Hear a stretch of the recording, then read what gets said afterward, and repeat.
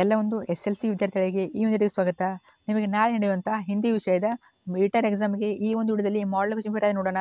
So ಇಲ್ಲಿರೋ question ಪ್ರತಿಯೊಂದು question important. ಯಾಕಂದರೆ ಇಲ್ಲಿ ಯಾವ ಟಾಪಿಕ್ ಮೇಲೆ ಕ್ವಶನ್ ಕೇಳಿದರೆ ಸೊ ನಾಳೆ ಬಂದ್ಬಿಟ್ಟು ಅದೇ ಟಾಪಿಕ್ ಮೇಲೆ ಕ್ವಶನ್ ಆದರೆ ಇರ್ತದೆ. ಅಂದರೆ ಗ್ರಾಮರ್ ಟಾಪಿಕ್ ಆಗಿರ್ಬೋದು.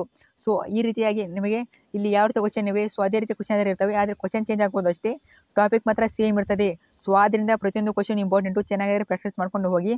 ಮತ್ತು ವಿಡಿಯೋ ಶುರು ಮಾಡೋಕ್ಕಿಂತ ಮುಂಚೆ ಇನ್ನೂ ಕೂಡ ಯಾರು ಚಾನಲ್ ಸಬ್ಸ್ಕ್ರೈಬ್ ಮಾಡ್ಕೊಂಡಿಲ್ಲ, ತಪ್ಪದಿಲ್ಲ ಚಾನಲ್ನ ಸಬ್ಸ್ಕ್ರೈಬ್ ಮಾಡ್ಕೊಳ್ಳಿ. ಯಾಕೆ ಸಬ್ಸ್ಕ್ರೈಬ್ ಮಾಡ್ಕೊಂಡು ನೀವು ಕೇಳಿದರೆ ನಾನು ಇದೇ ರೀತಿಯಲ್ಲಿ ಕನ್ನಡ ಆದಮೇಲೆ ಕನ್ನಡ ಆಯಿತು, ಇಂಗ್ಲೀಷ್ ಆಯಿತು ಮತ್ತು ಹಿಂದಿ ಆಯಿತು, ಸೊ ಮ್ಯಾಥ್ಸು, ಸೋಷಿಯಲ್ ಸೈನ್ಸು ಪ್ರತಿಯೊಂದು ವಿಷಯದ ಇಂಪಾರ್ಟೆಂಟ್ ಕ್ವಶನು, ಫಿಕ್ಸ್ ಕ್ವಶನು ಅವೇ ಬರ್ತಾವಂತ. ಸೊ ಅವೆಲ್ಲ ವಿಡಿಯೋ ಅಪ್ಲೋಡ್ ಮಾಡಿರ್ತೀನಿ.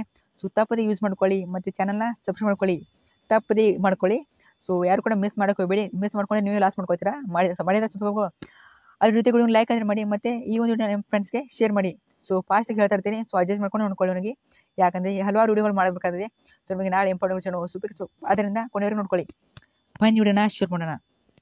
ನೋಡಿ, ಇಲ್ಲಿ ಬಂದ್ಬಿಟ್ಟು ನಿಮಗೆ 80 ಮಾರ್ಕ್ಸ್ ಎಕ್ಸಾಮ್ ಇರ್ತದೆ. ಸೊ ನಿಮಗೆ ಆಬ್ಜೆಕ್ಟ್ ಟೈಪು 8 ಕ್ವಶನ್ ಕೇಳ್ತಾರೆ.